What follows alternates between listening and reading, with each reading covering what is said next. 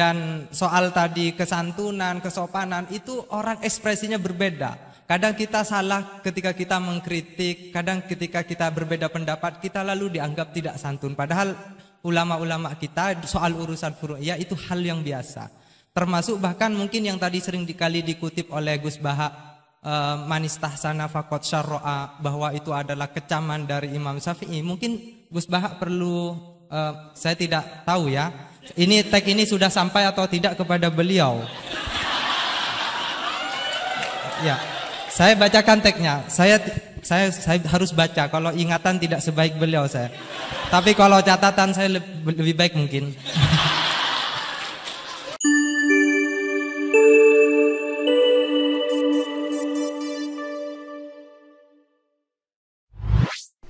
Al-Fatihah. Bismillahirrahmanirrahim. Alhamdulillah. Ar-Rahmanir-Rahim. Surah Khairil Muhdubi alaihim waladdallin. Terus niki napa niati nggih dawuhe Mu'ad bin Jabal niku ta'alu bina nu'min sa'atan. Terus Mu'ad bin Jabal teng riwayat Bukhari sering dawuh, ayo rene moro aku, ayo do iman bareng-bareng. Dados ngaji kados ngeten iki termasuk nambahi napa? Iman. Assalamualaikum warahmatullahi wabarakatuh. Alhamdulillahirabbil alamin wa bihi nasta'inu ala umurid dunya waddin wassalatu wassalamu ala asyrafil anbiya'i wal mursalin wa ala alihi wa sahbihi ajma'in. Amma ba'du. Rabbi shrah li sadri wa yassir li amri wahlul 'uqdatam min lisani yafqahu qawli waj'al li wazira min ahli. Allahumma iftah lana hikmataka wansur alaina rahmataka min khazaini rahmatika ya arhamar rahimin. Sahabat-sahabat yang berbahagia, terima kasih sudah hadir dalam acara ngaji bareng bersama Gus Baha.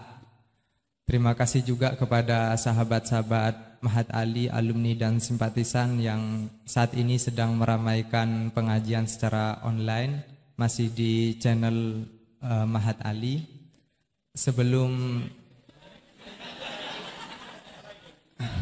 Sebelum saya buka, ada dua hal yang ingin saya sampaikan kepada narasumber kita. Yang pertama, kami mengucapkan terima kasih atas perkenan hadir untuk yang kedua kalinya. Sebenarnya Mahat Ali kemarin ada rencana sowan ke dalam Gus Baha, tetapi karena lockdown akhirnya kami tidak bisa, dan insya Allah kalau sudah keadaan memungkinkan kami akan ke sana biar sah menjadi muridnya. Itu yang pertama. Yang kedua, ini sekedar laporan, bukan untuk minta pujian, bahwa di pertemuan pertama tahun lalu kita dikritik karena ternyata ada murid yang hafal Al-Quran tapi gurunya belum ada, dan itu tidak sah. Alhamdulillah belakangan ini sudah ada 3 guru Mahat Ali yang hafal Al-Quran, Gus. Ya. Bisa. Yang pertama mohon disiapkan Ustadz Ahmadi Muhammadiyah ya.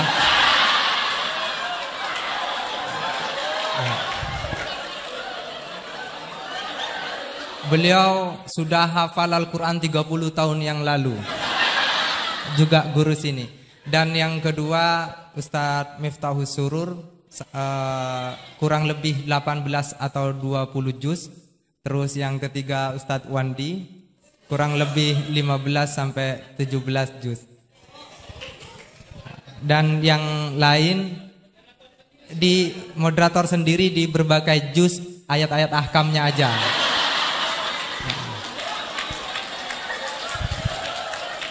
Dan juga sebagai laporan, Ustadz Herudin sebagai sekretaris Mahat Ali Situbondo sudah membuat ancang-ancang peraturan bahwa musrif atau pembina di Mahat Ali itu sekurang-kurangnya menghafalkan ayat ahkam berikut beberapa juz yang kelak nanti ditingkatkan menjadi harus 30 juz.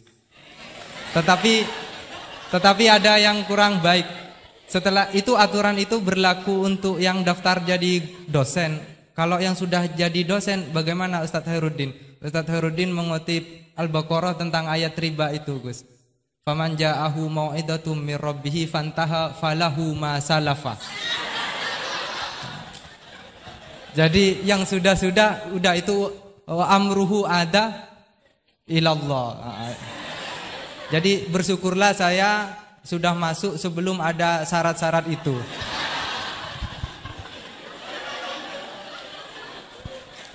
Dan yang terakhir, saya sudah kapok juga untuk mengatur kiai. Saya tidak akan ngurus temanya apa, waktunya berapa. Saya persilahkan sesuka-sukanya juga saat ini dalam pengertian yang hakikat. Bukan hanya karena kapok ngatur ya, tetapi juga beliau sudah berjanji tidak akan lebih 45 menit tahun lalu. Jadi ini hanya soal menagih janji saja. Saya persilahkan kepada yang mulia. Teman-teman gitu, bisa ketemu lagi. Pakainya pakai apa tadi? Di sini kajiannya pakai apa? Fikih usul fikih, komposit. Pakai kitab apa? Kalau M2 Jamul Jawami, kalau M1 Ghayatul Usul, yang takalim, yang yang Muqaran usul fikih. Jamul Jawami ngambilnya gampang, ngambil susah. Ada nggak? Ada Jamul Jawami. Satu. Maunya ngambil yang gampang itu udah ada. Jamul Jawami. Mundur takut dites. Ya dites gurunya.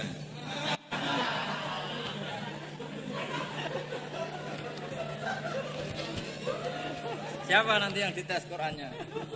Kamu ya?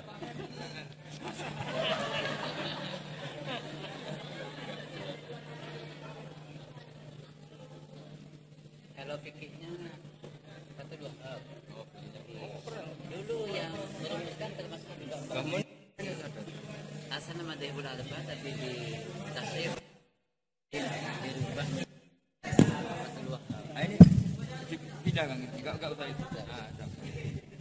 Siapa yang disuruh baca? Jadi satu di sini.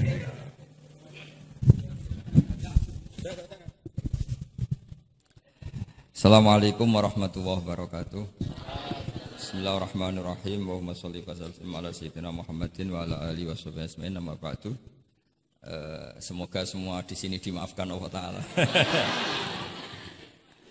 Karena ganggu wong top. Top cara pangeran, angger mukmin ya top. Begini ya, jadi saya tahu banyak foto-fotonya Mbah Mun ketika sama Ki As'ad. Bapak saya kandung juga pernah di sini ketika Muktamar 84, beberapa keluarga termasuk Ki Ahmad Siddiq karena beliau juga turunan Lasem. Yang jelas kenangan kita dengan Ki As'ad itu banyak, dari bapak, dari guru, kemudian beliau juga ngaji di Sidogiri. Saya juga dapat keluarga Sidogiri, banyaklah hal-hal. Tapi yang saya pastikan memaklumatkan diri sebagai Ma'had Ali itu entah keangkuhan, entah jujur, tidak tahu. Karena Ali itu maknanya kelas tinggi. Kelas tinggi itu bisa kelas tinggi ilmunya atau kelas tinggi ya macam-macam. Tapi saya beri contoh. Ini ya, Wahid kan masih kecil tak panggil Wahid saja. Ini tak beri contoh. Ini kitab Minhajut Thalibin. Ini saya belajar tak takriri sampai seperti ini. Ini bisa dilihat ini. Hampir di semua kitab saya, kitab-kitab induk, entah itu fikih, entah Ihya, entah Hikam, itu pasti ada takrirannya. Karena tadi saya sudah komplain sama Pak Khairuddin, keputusan fikih tidak ada khilaf itu gak keren kata saya itu. Karena bawaannya fikih itu khilaf. Saya beri contoh ya. Di sini fikihnya kan diajarkan kan Fathul Wahhab ya. Saya sedikit cerita tentang Fathul Wahhab. Dulu indukan kitab fikih itu namanya Al-Um, ya kan? Dikarang katanya, dikarang oleh Imam Syafi'i. Sebenarnya enggak dikarang, diimlakkan. Ini pakai bahasa Ma'had Ali, kelas tahqiq. Ya, kalau bahasa umum kan kitab dikarang Imam Syafi'i itu salah besar. Karena di situ masih ditulis qala Imamunas Syafi'i. Yang benar itu amla alainas Syafi'i, diimlakkan oleh Imam Syafi'i, ditulis oleh beberapa muridnya. Yang paling masyhur kalau kitab itu Imam Muzani. Sebenarnya di situ ada Imam Buaiti, ada Imam Robi, tapi yang paling telaten itu Imam Muzani. Sehingga kitab itu dinisbatkan pada Imam Muzani. Di beberapa itu juga ada yang dengan tanda kutip ditinggalkan oleh Imam Muzani. Disebut Infiradul Muzani Anis Syafi'i. Kemudian setelah jadi Mukhtasarul Muzani, ini saya tanpa menyiapkan materi loh, karena sebetulnya saya sudah minta Gus Azam hanya ngisi di pengajian umum, karena sudah saya kapok ke sini. Kapoknya itu bukan karena mangkel, tapi nggak ada perkembangan. Itu nggak ada perkembangan. Jadi hafal Quran itu keharusan seorang faqih, baru hafal 4 aja diceritakan. Memang ini ngawur sekali itu sebetulnya. Memang normalnya seorang faqih memang hafal Quran. Enggak boleh hanya berapa? 4. Enggak meyakinkan. Nah, Mukhtasarul Muzani itu ada beberapa hal yang beliau beda dengan Imam Syafi'i. Kemudian disarai namanya kitab Nihayatul Matlab fi Dirayatil Madhab oleh Imam Haramain. Saya punya kitabnya dan tak pelajari. Oh, ini maklumat. Bukan niat sombong, ini niat cerita fakta. Nihayatul Matlab fi Dirayatil Madhab. Kemudian Imam Haramain punya murid alim alamah yang saat itu belum suka tasawuf. Namanya Imam Ghazali. Beliau akhirnya menulis Al-Basit, berhubung Mak Hatali sinau Basit gak pati iso, mergo kegeden digenti Al-Wasit. Al-Wasit jawara pati di sinau ini digenti apa? Al-Wajiz. Alhamdulillah, kayaknya Pak Khairuddin juga gak punya. Punya kitab Wajiz? Wahid punya? Wahid, Wajiz? Berapa halaman itu? Kitab Wajiz itu? Berapa halaman? Tebelnya aja kira-kira seberapa tebelnya? Ya tebelnya seberapa? Kalau nggak tahu isinya paling nggak tahu tebelnya. harganya masih ingat ya? Kalau nggak tahu isinya tahu harganya ya. Cetakannya DKI apa? Iya, ya, ingat dia kalau uang ingat dia. Jadi bawaannya orang nggak bakat soleh itu kalau uang itu ingat. Terus setelah itu diringkas lagi sekaligus ada kritik tertentu, komplain tertentu disebut al-muharrar. Jadi memang syaratnya fikih itu harus ada yang komplain karena nggak bisa final. Disebut apa? Al-muharrar. Al-muharrar itu ya sudah dinamain al-muharrar yang sudah diteliti oleh Imam Rafi'i. Ada yang komplain lagi ya setengah sarah tapi setengah komplain. Namanya Minhajut Thalibin. Minhajut Thalibin dikomplain lagi di era Syekh Zakaria Al-Ansari. Dari masdar dengan jamak mudzakkar salim diganti manhajut tullab. Ya maknanya sama, minhaj sama manhaj maknanya sama, Thalibin jamak mudzakkar salim, tullab jamak taksir. Jadi asli ini yo cara Jawa mau akal-akalan tok, Minhajut Thalibin jadi manhajut tullab. Kemudian manhajut tullab itu dikarang sangat ringkas. Sehingga yang baca itu tidak paham. Mu'alifnya akhirnya dengar-dengar kalau anak-anak Matahali itu tidak paham. Akhirnya terus Manhajut Thulab disarai sendiri oleh Syekh Zakaria Al-Ansari. Jadi Fathul Wahab. Loh alhamdulillah ya masih banyak yang enggak paham. Padahal sudah sarah. Artinya sarah kan gampang. Ya tidak paham itu bagus kan kita ngaku tidak paham tawadhu. Daripada ngaku paham enggak paham mendingan ngaku enggak paham kan. Kemungkinannya 2 kalau ngaku gak paham. Mungkin tawaduk, mungkin betul adanya. Yang kedua lebih. Nah saya cerita sedikit tentang kenapa fikih itu harus ada dan selalu ada khilaf. Karena itu masalah furu'iyah. Apa? Saya beri contoh, ini kitab Minhajut Thalibin. Dan saya punya catatannya banyak. Oh sampai gini, sampai sarah-sarahnya punya. Terus catatannya ya banyak. Saya bangun tidur aja bisa, saking seringnya belajar. Dan saya alhamdulillah tidak punya masalah ingatan. Jadi kadang banyak guru punya masalah apa? Ingatan. Tapi tidak perlu dianggap harus kemana gitu, ke rumah sakit apa, tidak perlu, nggak ingat gitu. Misalnya sampai tak kasih tahu, siapa paling pintar jagomu tak bedaan.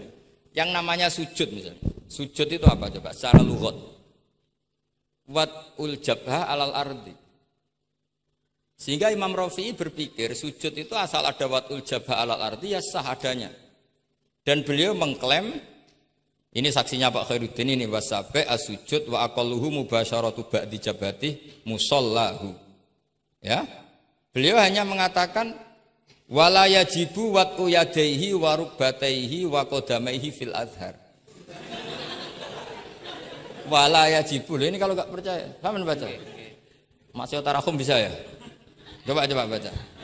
Wala yajibu supaya wat'u yadaihi pakai nada Indonesia, jangan nada negara sebelah coba. Wala yajibu wa rukbataihi wa qadamaihi fil adhar.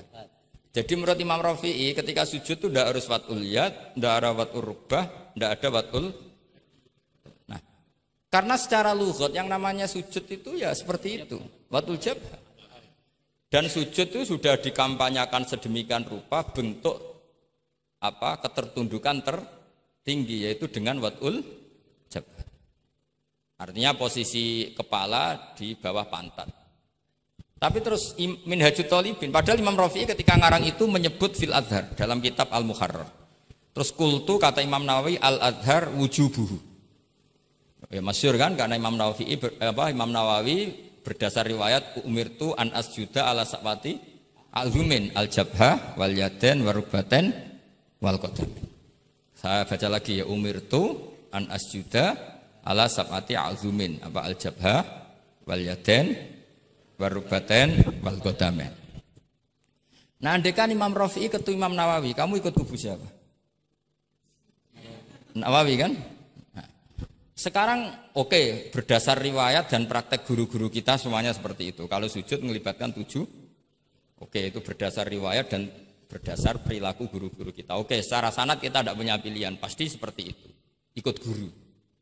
Tapi kalau pertanyaannya dibalik, saya ulang, pertanyaannya dibalik. Min asbabir riddah itu adalah sujud lisonamin.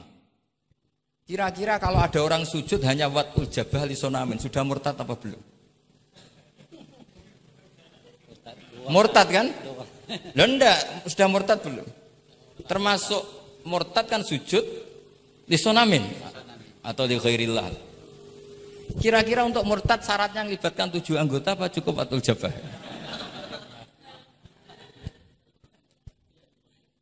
Untuk sah menjadi murtad. Nggak, misalnya kamu, jangan kamu lah, kamu potongan tidak mungkin murtad, insya Allah lah. Misalnya ada orang murtad dengan cara murtad yang fi'li, contohnya apa? Kasujudin lisonamin. Murtad kan, ingatlah masih ada 3 kan? I'tiqadi, qauli, fi'li. Yang fi'li contohnya kasujudin lisonamin. Untuk menjadi sah murtad itu nunggu 7 anggota apa salawatul jabah? Enggak jawab aja, ngawur saja kak biasanya aja. Udah enggak usah. Kan biasanya ngawur terus enggak apa-apa, masih anak-anak aja. Hati-hati aja tetap ngawur apalagi. Enggak, menurut kamu sudah murtad belum? Ya kan murtad kan? Artinya kalau itu sah untuk menjadi murtad, harusnya juga sah untuk menjadi sujud karena sama-sama simbol. Sujud watul jabah faqat ya simbol takzim ke Allah setinggi-tingginya. Kenapa menjadi murtad? Karena ini simbol hormat kepada sonam setinggi. Sehingga Imam Rafi'i berpendapat sujud itu tidak harus melibatkan anggota 7. Ya kira-kira gitu lagi. Makanya tadi saya juga matur Mas Hasan, piye gurumu mbok kanyamu lah, guru keduren. Maca fikih ora ono khilaf iku fikih apa? Fikih ben seru itu harus ada khilaf. Ya ini sama yang baca supaya jadi seksi. Kalau menurut Imam Rafi'i seperti itu. Enggak, ya harus jadi wala yajibu ini. Enggak akan keliru. Tadi kan sudah tak baca. Wala yajibu wat'u yadayhi wa rukbatayhi wa qadamaihi fil adhar. Imam Rafi'i di Muharrar terus qultu al-adhar wujubuhu. Ya kan sama-sama bilang al-adhar. Imam Rafi'i bilang enggak wajib ya al-adhar. Imam Nawawi bilang wajib ya al-adhar. Kamu partai mana? Ditutup wallahu a'lam. Oh, ya.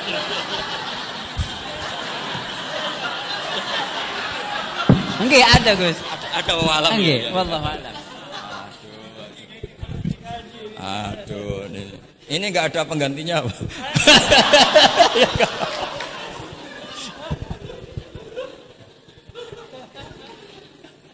Jadi fikih itu mau tidak mau harus khilaf karena sudut pandangnya seperti itu. Misalnya sopan itu baik. Misalnya saya di sini, kiai kamu saking sopannya itu dodok mulai sana itu bagus. Tapi nak kiaimu apa kepleset terus kue sopan. Sedang kiaimu kesemper lagi dok. Sehingga kita sebagai kiai itu mikir sopan itu bagus. Tapi kalau berlebihan kan tidak efektif kan. Cong aku pengen jedeng tuntun kayak kokono. Soal sini tuh kan deprok terus melaku ke sini. Jadi makanya ya kita harus ngeritik juga. Sopan berlebihan juga akhirnya ada efektif. Cong sedang kiaimu tiba mati kayak lagi dok kan gitu kan. Nah, sekarang perempuan juga gitu. Mbak-mbak yang cantik tuh baik sopan apa baik tidak sopan? Baik tidak sopan. Karena kalau sopan sama Pak Wahid, ayo sopan, mesti eling terus ra iso turu. Tapi nak ra sopan, seneng aku, gaji ini Mahatali mau piro. Itu langsung lupa. Dan itu bagus karena melupakan Nah, lo betul ini kan katanya tadi siapa yang hafal Quran? Ya nisa an-nabi lastunna ka ahadim inan nisa. Ini taqaitunna fala takhdu'na bil qaul fayatma alladzi fi qalbihi marad. Wahai orang-orang yang cantik, kalau ketemu lelaki itu jangan terlalu sopan. Fala takhdu'na bil qaul. Kalau ngomong jangan terlalu khudu karena bawaannya lelaki yang fi qalbihi maradun, khudu itu dianggap mau. Selain tadi ada Mbak cantik sama Pak Khairuddin atau sama Pak Wahid sopan. Mohon kalau derek guru mawon, mesti pikirannya, oh maksudnya gelem tak wayo, mesti dah wayo. Padahal maksudnya derek itu menderek mata pelajaran. Tapi utek-utek begini itu kan, yang fikol dia apa? Marot, contoh saja loh. Tapi bisa fakta. Itu mesti pikirannya itu kemana-mana. Mohon kalau derek Pak Fakid mawon, ngomong mau ngayu, nak sengaja kan rati pikir. Sehingga unik. Khusus perempuan yang cantik itu sopan itu tidak baik di dalam komunitas lelaki yang fi qalbihi karena pikirannya mesti padahal Mbak tadi bilang gitu maksudnya anut Pak Wahid ikut mata pelajarannya tapi pikirannya sampean kan bisa enggak gitu. Fala takhdu'na bil qauli fayatma alladzi, itu hebatnya Quran. Jadi psikologi lelaki juga dibicarakan. Bawaannya lelaki kalau ketemu perempuan cantik kok sopan, kok memberi harapan, itu terus golek dukun mahabbah. Kayak apa pinternya Quran? Nah ini sayangnya yang hafal baru 4. Padahal saya satu mobil saja tadi hafal berapa Gus? Pakai satu mobil. Karena pondok saya memang pondok tahfidz. Jadi yang derekno saya banyak yang hafid. Jadi satu kelas kalah dengan satu mobil. Supir saya hafal Quran, penderek saya hafal Quran, yang bawakan tas ya. Oh kalah jauh itu sudah. Kan Kiai tidak hafal Quran. Iya, memang pondok saya pondok tahfidz karena memang pondok tahfidz. Jadi seperti itulah. Masa kamu menyarankan orang tidak sopan? Tidak mungkin kan. Masa kita ngajari santri-santri tidak sopan? Tidak mungkin. Tapi kalau kamu ajari sopan, khusus yang cantik, ketemu lelaki yang seperti itu, akibatnya fayat ma'alladzi fi qalbihi marad. Makanya di sarah-sarah atau di tafsir-tafsir sampai ada penjelasan wa yusannu lil mar'ati takhlidu sautiha. Perempuan disunatkan menebalkan suaranya untuk menghilangkan rasa apa? Syahwat lelaki tadi. Terus paling enggak misalnya enggak mau nebalkan ya judes. Misalnya ketemu Pak Wahid, Mbak apa ning ndi? Gak urusanmu. Oh, itu mesti langsung lali. Nah, tapi nak jawab, badhe napa ngersakno napa? Nggih kula tak derekno jenengan riyen. Wah, bahaya. Padahal maksudnya derekno iku ya mata pelajaran, ndak ada hubungannya dengan mau dinikah.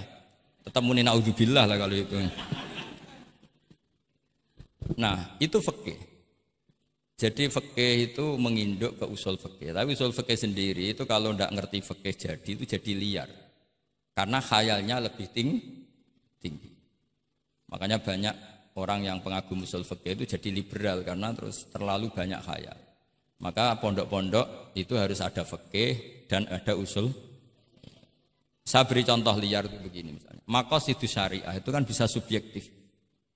Sehingga Imam Syafi'i itu yang kritik man istahsana faqad syarra'a. Orang yang sering berpikir istihsan Fakat syar'a, maka dia mau berpikir bikin syariat tandingan. Misalnya gini, saya ini kiai yang suka tirakat. Karena dulu misalnya mondoknya itu suka tirakat. Terus santrinya diwajibkan puasa setahun atau diwajibkan nggak boleh makan nasi.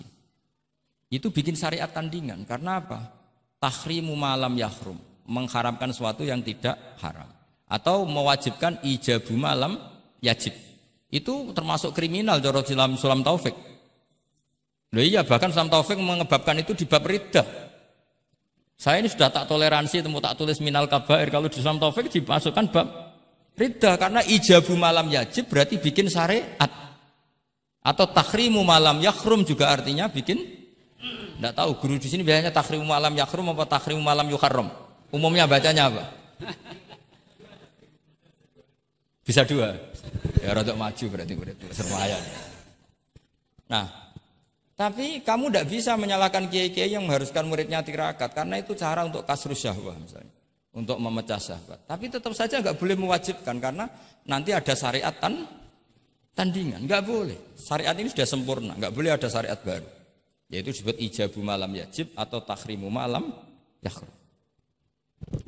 Maka kata Mbah Mun, resikonya jadi kiai ngalim. Mbah Mun sering guyon gitu. Aku kiai ngalim jadi ribet. Apa ngaramno rokok sing darani halal yo akeh. Di halalno cah cilik-cilik rokok. Jadi kiai itu kan lebih tunduk ke konstitusi ilmu. Ribet. Misalnya begini, sampean tak bedheki. Assalamualaikum ketika salam itu yang wajib salam pertama apa salam kedua? Pertama. Itu wajib niat mufaroqah apa niat menghabisi sholat atau mengakhiri sholat apa enggak perlu niat? Nah mesti ulama berdebat. Karena ketika Allahu Akbar bisa Allahu Akbar demo, bisa Allahu Akbar niat sholat. Maka untuk membedakan, lo kan bisa aja kan? Demo itu udah harus berontak enggak? Misalnya kamu ngerti perempuan yang kamu cintai, ternyata omongan mbek Pak Guru Khairuddin kan Allahu Akbar guru kok ngono kan gitu kan. Nah untuk membedakan itu kalau untuk sholat atau untuk takjub diharuskan niat Allahu Akbar. Nah sekarang salam harusnya juga ada pikiran begitu. Ini salam karena ketemu orang, apa salam karena keluar dari sholat. Makanya selalu ada ulama yang berpendapat wajib niatul khurud minas sholat. Karena logikanya kalau Allahu Akbar wajib niat sholat untuk membedakan Allahu Akbar yang wiridan, Allahu Akbar yang takjub, Allahu Akbar yang demo. Untuk membedakan itu semua niat. Salam juga gitu, salam mubalek, salam kenalan, salam apa. Harusnya pembedanya adalah niatul khurud minas sholat. Makanya saya tadi itu komplain sama Pak Khairuddin, itu Basul Masail Fikih kok ada khilafnya. Hebat betul orang itu kata saya itu. Itu yang putri tadi. Oh yang putri itu. Nah, jadi apa? Kaidah-kaidah seperti itu nggak bisa dihindari, khilaf-khilaf seperti itu nggak bisa dihindari. Ini saya baca ya misalnya contoh-contoh yang itu mulai salam ya. Jadi pilihan-pilihan itu misalnya di salam ana jaza anha terus asani asyar assalam wa aqalu assalamualaikum wal aso jawa qultu al aso al mansur wa annahu la tajibu niyatul khurud. Jadi ada yang bilang tidak wajib, mesti artinya ada yang bilang wajib. Karena,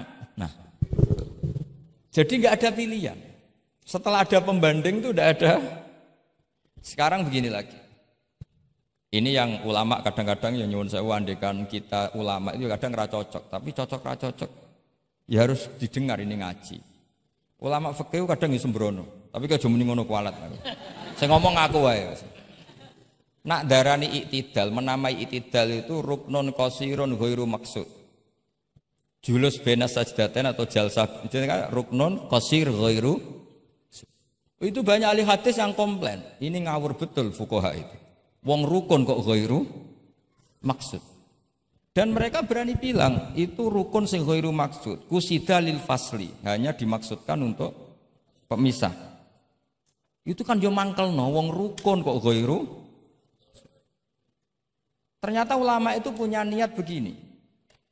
Setelah dikatakan ruknun qasir, maka jangan ada pesaing. Yaitu ukurannya apa? Julus jalsah benas sajdaten enggak boleh lebih lama ketimbang tasyahud akhir. Tasyahud awal sunat jangan ngaji ora khatam. Tasyahud akhir apa awal? Akhir. Berarti sabtu lisan pinter lah pinter. Iktidal juga ruknun qasirun, maka enggak boleh lamanya menandingi qiyam lil Fatihah. Ya, sudah jelas ya. Yang jalsah benas sajdaten enggak boleh menyaingi tasyahud akhir, yang iktidal enggak boleh menyaingi qiyam lil Fatihah. Ternyata ulama itu ya mikir, disaingi ku ya ora enak. Ngene kaya kula disaingi Khairuddin ya ora gelem. Ora krana sombong, disaingi itu ndak enak. Kecuali level ya. Kecuali level. Level ya hafal Quran ya 30 juz. Itu Jibril bisa demo ke kamu. Memangnya saya hanya nurunkan ayatul ahkam. Enak saja milik. Memangnya selain ayatul ahkam enggak menarik. Itu kalian semua pasti berhadapan dengan Jibril. Coba Jibril nurunkan semuanya apa hanya ayatul ahkam? Kalau saya ketemu kan aman.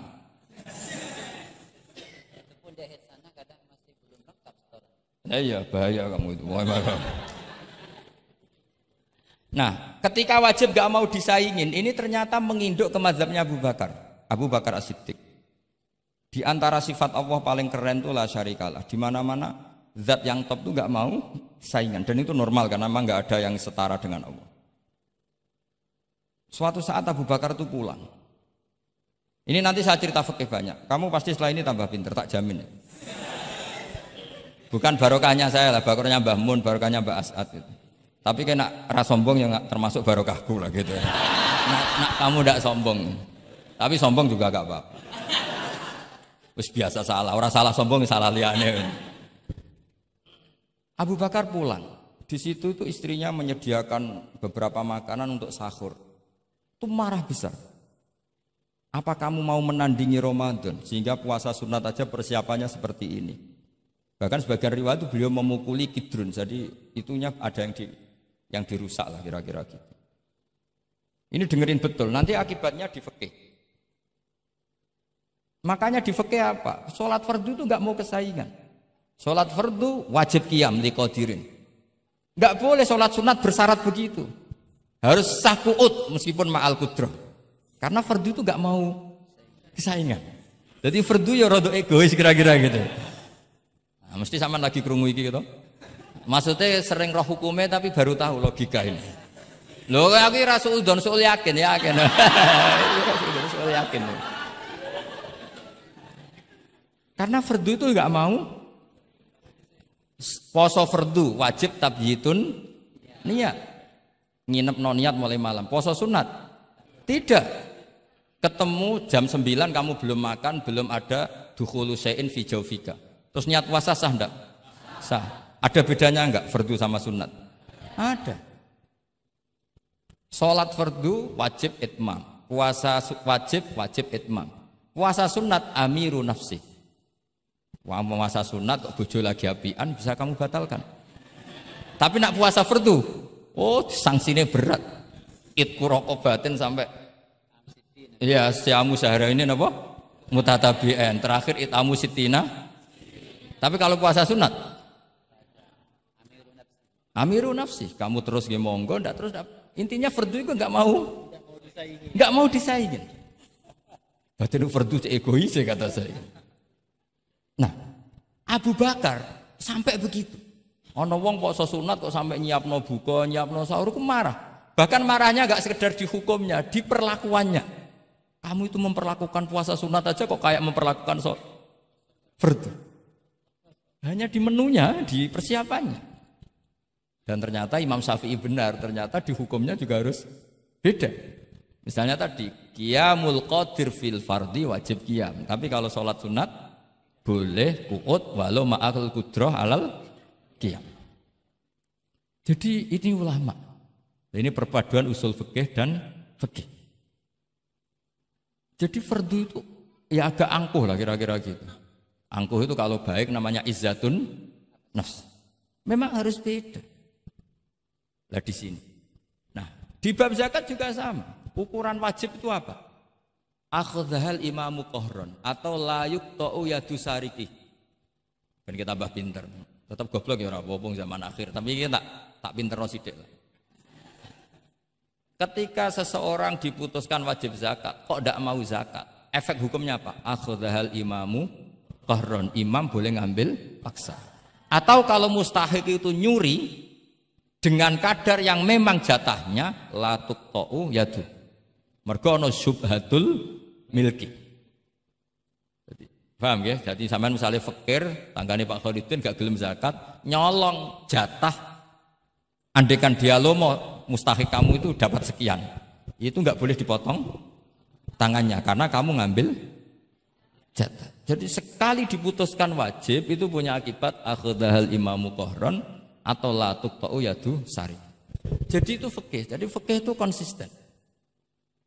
Nah sekarang yang dikatakan fikih itu ainut ta'ah apa shawab, apa hak. Nah itu yang ulama berdebat. Sekarang misalnya sampean tak bedheki begini. Sing darani salat sing sah iku madhep kiblat. Betul kan? Ya, betul. Masih ingat ya? Sekarang madhep kiblat itu menjadi baik karena nurut Allah apa karena madhep kiblat? Karena nurut Allah. Sehingga semangat fikih semangat taat ning Allah. Falau sholla arba'a raka'atin bi arba'i jihadin itu enggak perlu i'adah. Karena ketika aku istihad sana itu kiblat, rakaat kedua rubah ke sana, rakaat ketiga rubah. Allah ngitungnya, saya iku capek oleh kepin roh kiblat tenanan nganti spekulasi ping 4. Artinya apa? Karena kadang Allah itu butuh taat apa butuh kasile? Butuh taat. Nah ini yang paling angel. Tapi di dalam banyak hal kaidah fikih itu al-ibrah bima fi nafsil amri. Kadang bima fi dzannil mukallaf wa bima fi nafsil amri. Kadang mu al-ibrah bima fi dzannil mukallaf la bima fi nafsil amri. Jadi selalu fikih itu khilaf. Fikih yang furu'iyah maksudnya, yang furu'iyah. Ini kadang-kadang rada angel gurumu ini.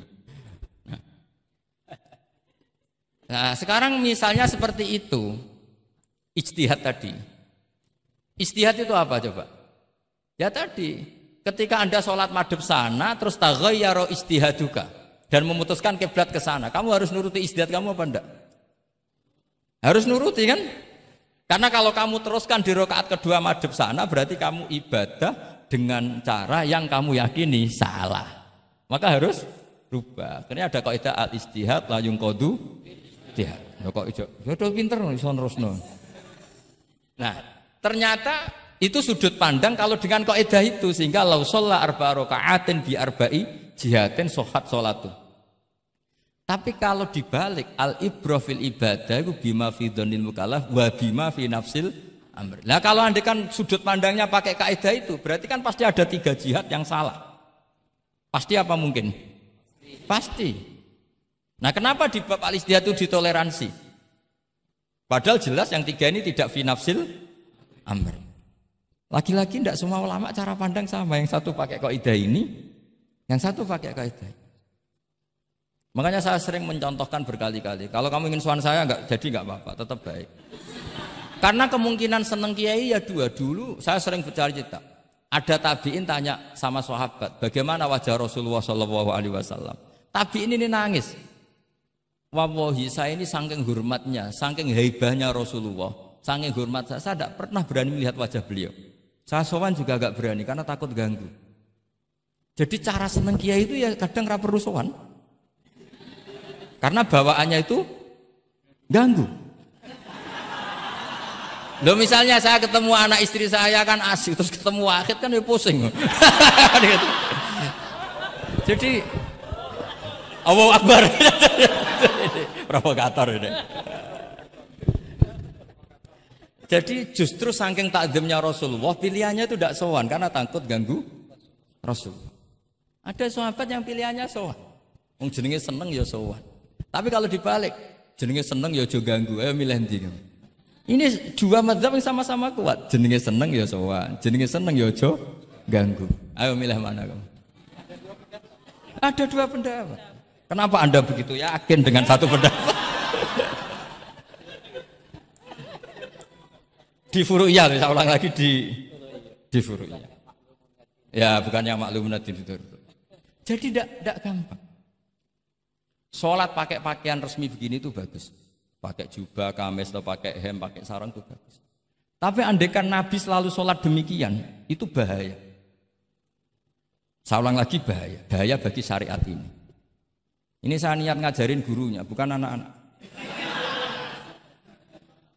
Suatu saat Jabir bin Abdillah, kalau kamu baca lihat di bab sholat di Bukhari atau di Kitabul Ilmi, ilmu fi sholat maksudnya. Itu Jabir bin Abdillah itu pernah datang ke masjid, pakai gamis, pakai baju resmi, imamahnya dicopok, kamisnya dicopok. Semua dicopot terus sholat hanya pakai sarung tok, izarin wahid. Terus akidan torofaihi ala atikihi. Ini kayak orang kuno, sarung satu di kalen. Akidan torofaihi ala atiki terus sholat. Geger tabiin, kan ini era tabiin. Geger tabiin. Ungzur ila sahibi Rasulullah, lihat tuh sahabatnya Nabi. Sholat ke model kayak gitu. Ketika Pak Khairuddin sudah sholat dengan segala penampilan, jubahan, terus pakai imamah, dehem dari belakang, orang minggir semua sudah top lah pokoknya, sudah top pokoknya. Ini sahabatnya Nabi. Terus ketika sahabat mulai dan nyun sewu, beliau ngendikannya agak kasar. Saya melakukan ini, saya mencek nanti di Bukhari. Kalau ada Bukhari juz 1 ambilkan, nanti bacakan. Apa cukup nanti tanya gurunya? Tanya saja nanti ya. Kalau 5 menit menemukan berarti dia sudah paham. Kalau ngasih waktu 1 hari masih cari-cari berarti. Ukurannya gampang. Kalau saya setengah menit langsung ketemu. Nanti ya cukup gurunya ya. Nanti kasihkan. Kalau bilang besok berarti belum tahu. Tapi kalau 5 menit kok ketemu ya sudah lumayan. Kata Jabir bin Abdillah, saya melakukan ini liyaroni al-ahmak misluk. Keras sekali. Saya melakukan ini supaya orang ahmak kayak kamu itu tahu. Ahmak itu terjemahnya nggak usah diterjemah. Ya pelai jahil atau teman akrabnya apa? Jahil yang agak kebablasan itu namanya apa? Ahmak. Jahil yang ya sudah seperti itu. Ternyata itu berkahnya Masya Allah sampai sekarang. Beliau terus ngendikan, ra'aitu Rasulullah sallallahu alaihi wasallam yusolli hakadza, akidan tarafai izari ala atiki. Andaikan itu enggak pernah dilakukan seorang sahabat yang bersaksi Rasulullah pernah melakukan itu, maka kita akan menganggap sholat jubahan resmi seperti itu menjadi syarat sah. Pakai hem seperti ini resmi menjadi syarat sah. Barokahnya itu diketahui, oh yang paling pokok itu satrul aurah, yaitu mabena surah warubah.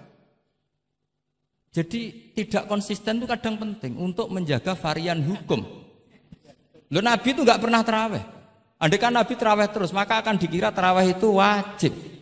Nah barokahnya nggak pernah terawih, itu kamu bisa nggak terawih kan gitu. Maksudnya ya boleh nggak terawih.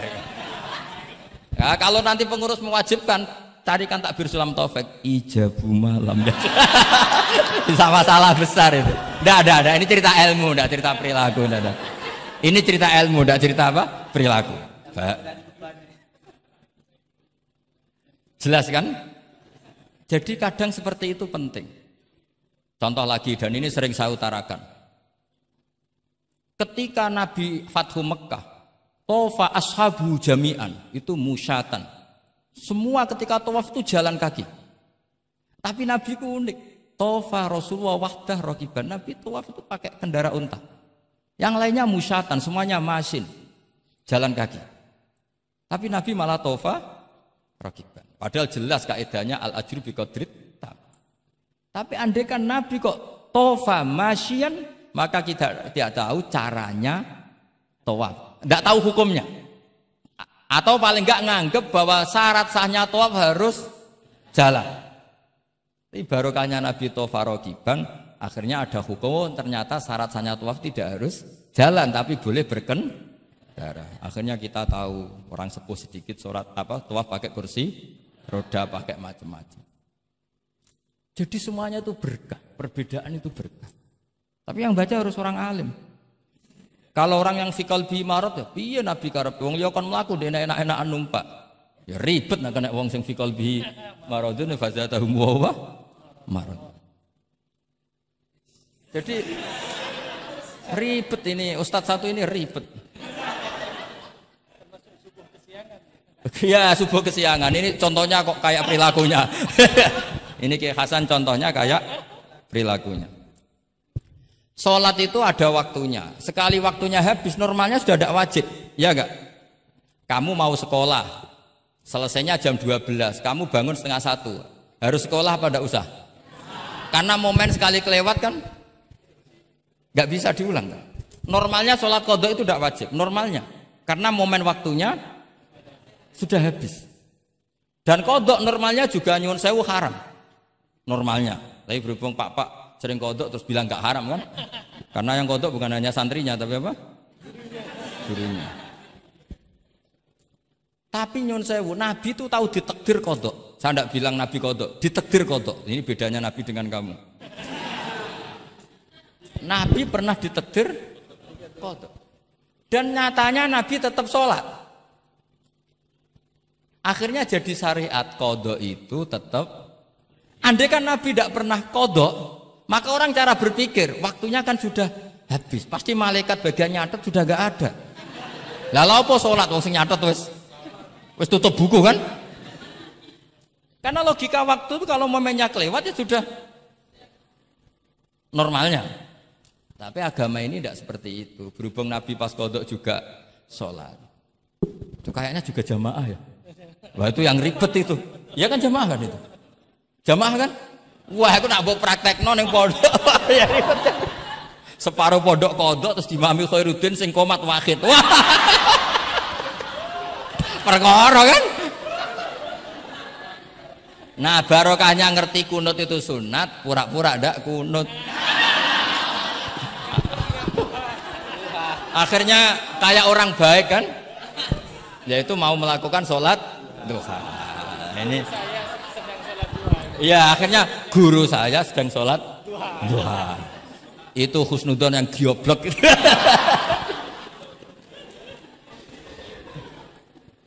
Jadi lah itulah yang jadi analisis usul fikih. Jadi semuanya itu ada analisisnya. Saya ulang lagi, semuanya itu ada. Yang jelas itu di antara pantangan Islam itu ijabu malam yajib dan tahrimu malam yahrum. Karena manis tahsana faqad syarra'a. Dan Allah itu enggak suka ada syariat tandingan, itu enggak suka. Karena bahaya kalau semua orang istihsan, bahaya. Saya pernah ini cerita nyata. Ada pengurus yayasan yatim piatu yang sehat. Saya ulang lagi yang sehat. Sehat yayasannya, sehat apa keuangannya, sehat perilakunya. Datang ke saya minta doa, minta nasihat. Normalnya kan saya puji, tapi saya dingin saja. Saya bilang yayasan yatim piatu itu bagus, tapi lebih bagus lagi kalau dibiarkan. Karena anak-anak yatim ini kan milik keluarga. Setelah bapaknya mati, biasanya mbahnya ngerawat, Pak D, Pak Leknya ngerawat. Nah, dengan kamu ambil ke yayasan itu, dia tercerabut dari keluarga. Satu, Anda jangan merasa perilaku Anda atau solusi Anda atau amal Anda lebih baik. Bisa saja kalau di keluarga lebih. Tak beri contoh, anak yatim di kampung saya ini gendut-gendut. Karena dulu Pak D, Pak Leknya, mbahnya tidak pati sayang, barokah yatim sayangnya berlipat. Terus kedua, barokahnya di rumah makannya bebas. Kalau di yayasan kan harus pakai jam. Mana seneng cah cilik makan di jam. Jadi biar, ya nah ini lagi-lagi khilaf. Yang setuju yayasan yatim, yang sehat loh, kalau yang nggak sehat memang kita tidak cocok. Yang sehat, bayangkan yang sehat. Itu saja ada masalah. Karena tadi anak ini kan bagus, makanya Mbah Mun pernah dawuh. Ya yayasan yatim piatu itu ya apik, tapi gak oleh bocah tercerabut sangka keluarga. Nah ini kalau kita mentasrek terus semua anak diambil terus gak tahu Pak D-nya siapa, mbahnya. Meskipun ditulis tapi kan nggak semudah itu, ingat kalau hanya sekedar di catatan dokumen kan. Tapi kalau dibiarkan di keluarga ngundang Pak D, Pak Le, Mbah dan sebagainya. Jadi nggak bisa misalnya kamu bahas masalah gimana hukumnya mendirikan yayasan yatim piatu. Terus kamu bilang sunat mutlak, nggak bisa karena di sini ada unsur tadi. Kak sampean mondok ini sunat apa enggak, Pak mondok? Ya bisa wajib, bisa sunat, bisa haram. Karena yang haram misalnya gini, kamu di kampung kamu itu andalan, tidak ada orang baik kayak kamu, tidak ada yang bisa ngaji kecuali kamu. Enak-enakan mulang neng pondok, mergo keren timbang mulang neng kampung, mau wong telu. Makanya Mbah Mun kalau guyon sama saya masih ingat betul lagi. Jadi kiai yo latihan hak. Aku tahu keliru kata Mbah. Tak pikir keliru apa? Anak prainan ditanya Mbah Mun, "Cung prainan kok ning pondok?" Mbah Mun sempat kusnudon kayak cah sregep, wong prainan kok ndak pulang. Ternyata, "Lho prainan kok ning pondok, Cung? Kok sregep temen?" "Mboten, Mbah, nate ngomah kan ngarit." Ternyata. Jadi husnudon tuh kadang gitu. Semenjak itu Mbah Mun kalau ada prainan, "Cung, mulai Cung ben kenal wong tuamu." Jadi malah dibalik. Iya kan kalau kelamaan ke pondok kan nggak roh asal usul orang tua sehingga tidak punya empati, tidak punya kasihan kan. Orang tuanya berjibaku ngarit apalah kerja apa. Nah ya artinya terus kamu tidak bisa semua santri yang perenan tidak pulang berarti santri baik. Sebetulnya tidak mesti juga. Santri takut ngarit kan gitu. Ini namanya sudut pandang gitu. Jadi masalah-masalah furu'iyah itu tidak bisa tidak seperti itu. Nah, sehingga kita tahu di kitab Mahali atau di kitab beberapa kitab fikih mesti kaul awal, kaul sani, kaul salis dan sebagainya. Karena ini masalah sudut pandang. Wali nikah misalnya. Wali nikah itu kalau fasek sah apa enggak? Wali mujbir. Ada ulama yang mengatakan kalau wali mujbir fasek tetap sah jadi wali. Likamali syafaqatih karena seorang wali ini pasti sangat sayang, meskipun fasek dia orientasi tentang anaknya tetap bagus. Ada yang bilang enggak. Kalau fasek harus dicabut hak walinya. Di mana-mana orang fasek sudah error. Jangan-jangan karena dia pemabuk atau karena dia tukang judi, pikirannya dapat menantu yang kaya meskipun tukang judi. Bahaya ini kalau diberi hak wilayah atau hak wali. Makanya ulama mengatakan sekali fasek dicabut. Nah ya yang satu memandang umumnya orang tua meskipun fasik tetap likamalis. Tapi kata siapa di sosial itu mesti semua orang begitu apa tidak mesti? Tidak mesti. Makanya kaul sani mengatakan cabut saja. Li'annahu la yu'manu ayadu'aha inda fasikin mislih. Karena siapa yang bisa menjamin kalau dia tidak mengawinkan putrinya dengan orang fasik yang sejenis? Orang fasik pasti komunitasnya juga fasek dan dia nganggap orang fasek itu tidak problem wong dia sendiri fasek wes dok untuk iki capek jebule capek sing tahu ngutangi ning nggon judi karena dia punya ukuran apik versinya dia lagi-lagi fikih kok mujma' alaih mau piye yo yang furu'iyah maksud saya yang furu'iyah iki pinter toh cukup ya sudah 45 menit mohon ngoten mawon. Assalamualaikum warahmatullahi wabarakatuh.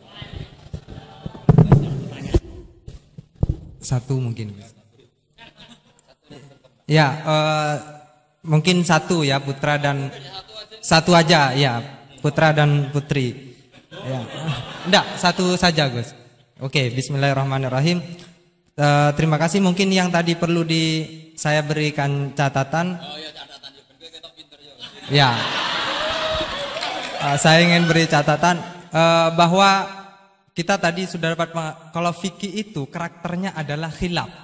Jadi ya yang furu'iyah lah, yang furu'iyah. Oke. Yang furu'iyah karakternya khilaf sehingga kita harus terbiasa berbeda. Dan soal tadi kesantunan, kesopanan itu orang ekspresinya berbeda. Kadang kita salah ketika kita mengkritik, kadang ketika kita berbeda pendapat kita lalu dianggap tidak santun. Padahal ulama-ulama kita soal urusan furu'iyah itu hal yang biasa. Termasuk bahkan mungkin yang tadi sering dikali dikutip oleh Gus Baha manistahsana faqad syarra'a bahwa itu adalah kecaman dari Imam Syafi'i. Mungkin Gus Baha perlu saya tidak tahu ya. Ini tag ini sudah sampai atau tidak kepada beliau. Ya. Saya bacakan tagnya. Saya harus baca kalau ingatan tidak sebaik beliau saya. Tapi kalau catatan saya lebih baik mungkin. Fawatihur Rahamut qala Syekhul Akbar inna maqsudas Syafi'i min qawlihi man istahsana faqad syarra'a hadza madhul mustahsin wa arada anna man istahsana faqad sara bimanzilati nabiyyin dzi syari'atin wa atba'us Syafi'i lam yafhamu kalamahu. Saya tidak ingin mengatakan beliau tidak paham, mungkin tag ini enggak sampai. Ala wajhi hada wallahu a'lam. Jadi bahkan yang kita anggap itu sudah sangat pasti Syafi'i sedang mengecam, ternyata ada juga khilaf. Ternyata maksudnya Syafi'i adalah sedang memuji madhul mustahsin. Faqad sara bimanzilati nabiyyin di syariatin wa atba'u Syafi'i lam yafhamu dzalika. Walaupun wallahu a'lam. Ya, tapi poin-poin saya adalah akui bahwa ada perbedaan, gitu kan. Oke, silakan saya beri pertanyaan satu saja. Oke, mungkin Ustadz Khairuddin bisa menentukan siapa? Saya Jaya yang menentukan. Oke, Lutfi, mohon maaf bukan soal berkualitas tapi dia lebih dulu sampai di sini karena dekatnya. Dipersilakan.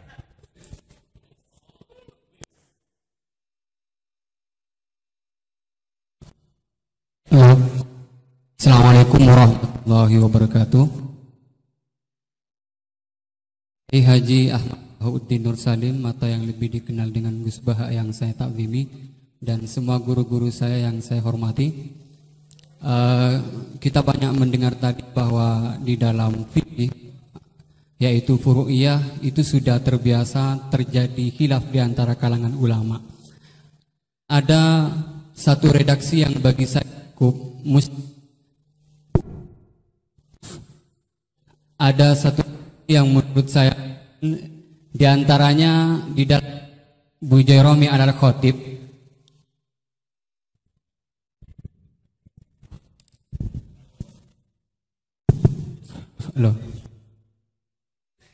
Di antaranya redaksi yang terdapat dalam kitab Bujairami al-Khatib, dan ini juga dikutip di dalam kitab I'anatul Thalibin ketika membahas soal apakah ad-dukhon itu dapat membatalkan puasa atau tidak. Dukhon yang dimaksud di sini adalah dukhon yang masyhur dengan kata at-tutun atau tembakau, atau dalam konteks sekarang mungkin rokok. Itu kan ulama sebetulnya berbeda pendapat, bukan hanya dalam apakah membatalkan puasa atau tidak, bahkan hukum rokoknya aja ulama sudah berbeda pendapat. Tetapi kemudian ada redaksi yang menarik bagi saya cukup muskil, yaitu beliau tiba-tiba mengatakan begini, la'anallahu man ahdatsahu. Semoga Allah melaknat orang yang memproduksi rokok. Itu penting digarisbawahi. La'anallahu man ahdatsahu. Man ahdatsahu bukan man ista'malahu.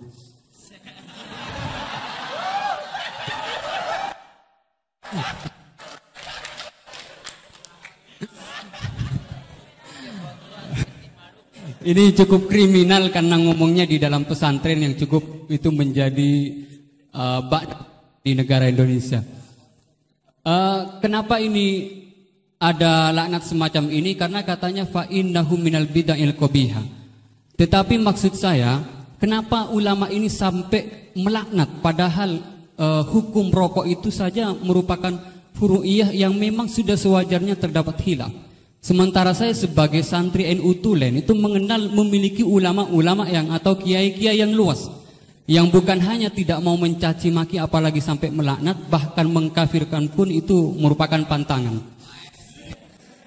Sehingga pertanyaannya ini unik, setelah saya cek juga ada dalam kitab Kasyifatus saja yang kita tahu itu pengarangnya orang Indonesia, walaupun mungkin NU belum hadir pada saat itu. Jadi pertanyaan saya untuk redaksi ini, apakah dalam syariat Islam atau fikih utamanya itu memang ada pembenarnya melaknat orang lain atau dalam tanda kutip mendoakan orang lain jelek?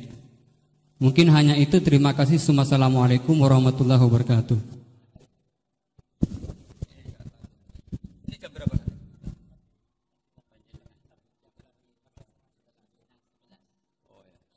Bismillahirrahmanirrahim. Semoga Allah mengampuni Pak Wahid.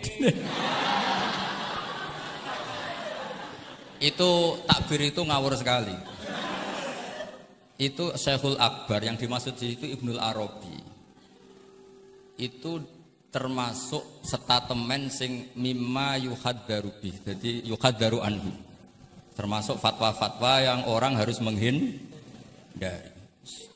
Apalagi itu justifikasinya wa atba'u Syafi'i la yabamuna. Sampean lihat di semua kitab usul fikih itu masyhur itu ibtalul istihsa. Termasuk di kitab Sayyidina Muhammad Syari'atu wa al-Khalid. Semua kitab usul fikih Imam Syafi'i menolak istihsan apa menganjurkan? menolak. Sekarang keyakinan orang banyak Imam Syafi'i menolak, dengan satu orang Imam Syafi'i memuji. Jumhur versus wahid satu orang. Doakan ya semoga Allah memberi tobat. Loh saya tuh tahu betul itu. Jadi itu kan seseorang satu yaitu Ibnul Arabi mengvonis Ashabus Syafi'i la yafhamuna. Padahal di semua kutubus Syafi'i, jumhur memang mereka tahu kalau Imam Syafi'i itu menolak istihsan. Jadi itu jelas manis tahsana faqat syara'a itu kalimatu dzamin minhu, bukan kalimatu madhib. Itu jelas ya. Nah, yang menyangkut rokok tadi saya kan sudah mengulang. Kalau rokok dengan arti rokok itu kita ngikuti guru-guru kita tidak pernah mengesahkan orang puasa yang rokok. Jadi ini bukan masalah furu'iyah. Karena tetap dianggap ain. Jadi ini saya sendiri secara pribadi dan kalian harus setuju karena anut guru-guru kita tidak akan mengesahkan orang puasa merokok. Karena dukhon itu termasuk ain. Selain itu tidak perilaku guru-guru kita. Nah, soal khilaf tentang rokoknya sendiri tidak urusan dengan puasa loh ya, saya ulang, tidak urusan dengan puasa. Itu karena memang tadi malam yadul kan al aslu fil asya al ibahah kan, malam yadulat dalil ala tahrim. Jadi ya taruhannya halal dulu, tapi tidak urusan orang puasa, saya ulang lagi loh ya. Karena yang salah paham ruwet. Nah, kalau masalah laknat tadi, laknat itu ibaratun anil bukhdi. Jadi tidak, laknat itu tidak harus yang orang itu harus kesampaian lah kira-kira. Jadi kalau sampean tanya hukumnya melaknat orang mukmin gimana? Jelas di Sulam Taufik laknul mukmin itu tidak boleh. Tapi manusia itu tidak cukup punya bahasa untuk mengekspresikan kebencian atau tidak suka. Kadang-kadang spontan terlontar kata apa? La'anahu. Jadi itu hal-hal yang bawaan sabkul lisan. Itu kan sama dengan orang-orang Arab bilang la wawah. Karena nggak bisa dihindari. Makanya di bab tolak, dengerin ya bab apa? Ketika seorang suami marah sama istri terus bilang gini, lasti bizaujati, kamu itu tidak istri saya. Itu tidak dimasukkan sorihut tolak, tapi masih dimasukkan kinayatut tolak. Karena maksudnya lelaki ketika sadar tadi, kamu seperti ini tidak seharusnya. Seakan-akan perilaku kamu tidak perilaku seorang istri. Sehingga itu tidak dimasukkan sorihut tolak, tapi dimasukkan, padahal kalimatnya jelas, kamu tidak istri saya. Tapi itu kan bawaan emosi. Itu kan seperti kiai baru duka, ora santriku nak sing penggaweane kodok. Nah sekali-kali kiai ini takut, terus kalau santri ini tiang lintu, yo ora ngawur ya. Karena ya ora trimo nak santri ini dipek wong liya kan gitu. Pasti juga gak terima kan kalau diakui orang lain. Sama ketika kamu marah sama istri kamu cantik, lasti bizaujati. Terus bojomu takut, berarti aku bojone wong liya. Ojo ngawur. Kan Yeman juga kan? Eman kan? Jadi makanya di semua hukum itu selalu kalau masalah ungkapan kalimat itu kira-kira yang mirip la yu'akhidukum wa billahwi fi aimanikum, karena bawaan kalimat spontan itu pasti ada. Makanya dulu ada sahabat yang nyuwun sewu Nabi ngendikan papa gitu, terus agak terganggu itu, padahal Nabi ngendikannya ya spontan, tapi tidak sampai laknatullah. Akhirnya Nabi, "Ya kamu tidak usah susah. Fa'ayul muslimina adaituhu aw sababtuhu aw syatamtuhu wa laysa dzalika ahlan wa la ahlan lidzalik apa faj'al dzalika kafaratau wa zakatau wa ajra." Jadi apa ya, bawaan spontan itu pasti ada. Ya saya ulang lagi ya, ini yang kembali ke takbir tadi. Itu bahaya betul tuh. Jadi Ibnul Arabi itu termasuk tulisan-tulisannya mimma yuhadzaru anhu. Ya pernah dengar toh? Lah yang dimaksud Syekhul Akbar itu kan Ibnul Arabi kan? Saya sangat tahu. Jadi ukurannya itu jumhur. Semua ulama Syafi'iyah, semua al-usuliyun itu mesti menceritakan apa? Imam Syafi'i tidak percaya atau tidak setuju ada istihsan. Masa orang banyak ini kamu salahkan demi statement orang satu. Idza ikhtalafal jumhur wal fardu quddima jauh. Ya, semoga ini tobat. Enggak ya, enggak apa-apa. Tapi memang bagus lah. Artinya dia mengungkapkan takbir sudah bagus. Lumayan lah, cara ukuran itu. Tapi ya musuhnya jangan saya tetap.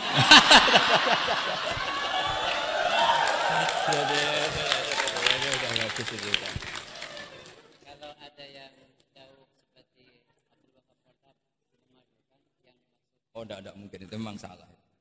Jadi cari saja di ya ibtalul istihsan. Ya pokoknya walhasil ashabu Syafi'i semuanya menolak istihsan. Wong Imam Syafi'i butuh gini. Kalau nanti ada istihsan yang baik, mintanya Imam Syafi'i jangan katakan istihsan, itu masuknya kias.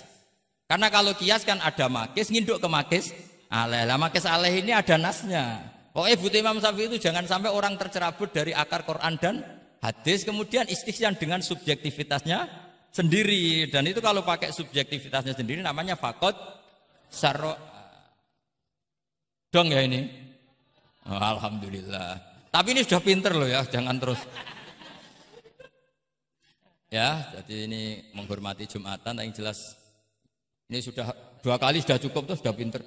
Ya sudah. Loh, provokator. Nggih wonten ditutup Al-Fatihah.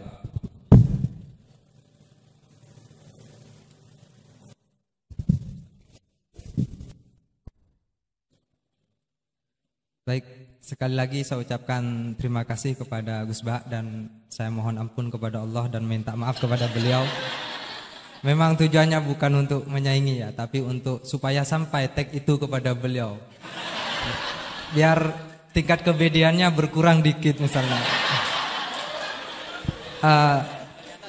Tapi bagaimanapun saya kalah memang. Okay. Ya, kita tutup dengan bacaan surah Al-Asr 1 kali bersama-sama. Bismillahirrahmanirrahim. Wal 'asri innal insana lafi husrin illal ladzina amanu wa amilus solihati wa tawassaw bil haqq wa tawassaw bis sabr.